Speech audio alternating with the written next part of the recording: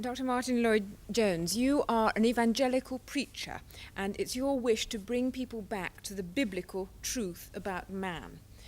Now, in so doing, you persuade man that the modern popular idea of what man is on the wrong track. Could you specify where you think he's making mistakes? Well, it makes a mistake in that the essential biblical view of man is that he's a creature who's gone astray. In other words, I criticize the modern view of men on two grounds. One is that it makes too much of men. Secondly, that it doesn't make enough of men. It doesn't make enough of men in that it tends to regard him as just an animal. Perhaps his cerebrum has developed a little more than most animals, but still essentially an animal.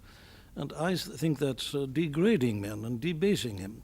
But then you see on the other side, they make too much of him in the sense that they believe that he's got it within himself to order himself and his society and more or less to create a perfect world.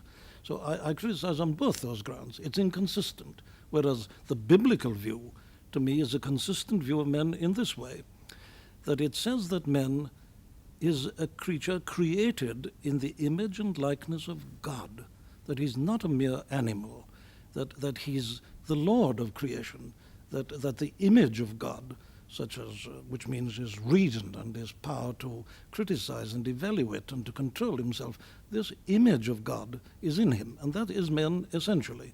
Well, then why is man as he is? Well, that is because he's rebelled against this, rebelled against God, and regards himself as a God, and he's incapable of functioning as such. The result is you've got chaos. But this is a unified view.